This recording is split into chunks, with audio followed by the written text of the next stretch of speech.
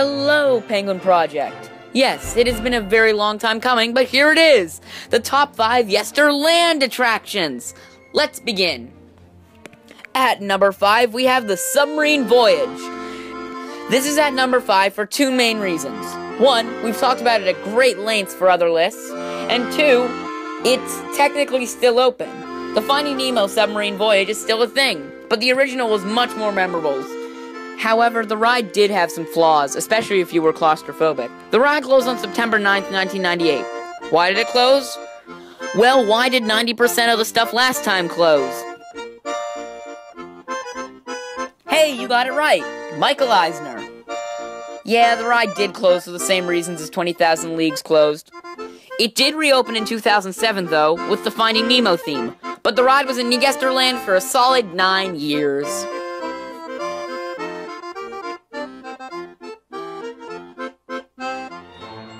Number 4. The Disneyland Skyway. This one is also low on the list because it was really just a generic carnival ride, with a twist. You went through the Matterhorn. But this ride was updated slightly over its 28-year life. There were 2 stations, one in Fantasyland and one in Tomorrowland. They closed on November 9th, 1994, not for financial reasons, but because there was a damaged support structure inside the Matterhorn, and Disney had 2 choices. 1, tear down an extremely popular attraction to fix a carnival ride, then rebuild the popular one, or close the Skyway, an attraction that needed too much staff and was not very popular. Disney went with option B.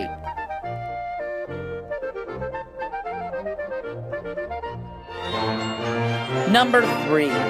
The Mine Train through Nature's Wonderland, the gentlest ride in the wilderness, which got the opposite treatment on January 2nd, 1977. This ride was a mellow train ride that took you through the beautiful landscapes of Nature's Wonderland, hence the name. The ride closed to make room for some big, thunderous mountain thing.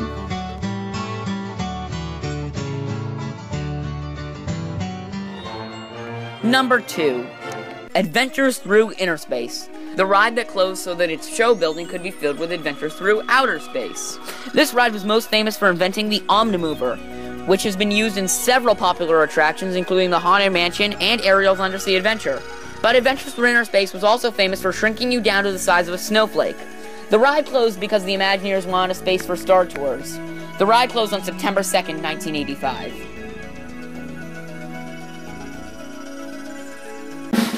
And the number 1 Yesterland attraction is Superstar Limo! The best attraction in DCA, and number 1 is the Tomorrowland People Mover.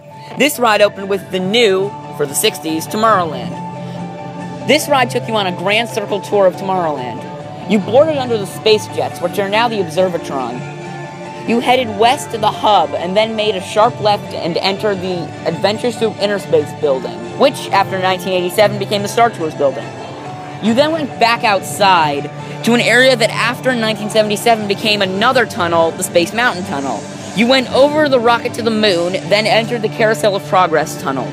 This changed slightly over the years. It was originally the Super Speed Tunnel, but then to promote the Tron movies, it became the Tron Tunnel thing. Then you came out and went over the Autopia track and tangled with the monorail, and eventually ended up in the Circle Vision Theater. The Circle Vision Theater remained the same throughout the People Mover's 28-year lifespan. Now the building's being used for Buzz Lightyear's Space Ranger spin. The People Mover then exited the building, and you made another sharp left and ended up back in the station. On August 21st, 1995, the People Mover closed to make way for an idea that was too stupid to be. Yeah, that's it. Because of Scrooge McDuck here, the Imagineers wanted a new roller coaster for Tomorrowland. But because the Imagineers wanted to save money, they decided to use the old People Mover track. That sounds like a great idea. Use track that was intended to be used by a 16-mile-per-hour train ride, and use it as a roller coaster. The rocket rods only lasted 2 years and closed in late 2000. The ride queue started in the old Circle Vision building. While you walked through the queue, you could see remnants of far superior rides that were by that point extinct. You went through a tunnel under Tomorrowland to the old People Mover queue, and then you rode the train wreck that was rocket rods. Because the ride had tracks that were more suitable for a train ride, the ride broke down a lot. This meant that the ride had a lot of downtime and was really only open for about 1.5 years. And the worst part about this is, this could have been an awesome ride if the 1995 Imagineers had just spent more money on it. But they didn't.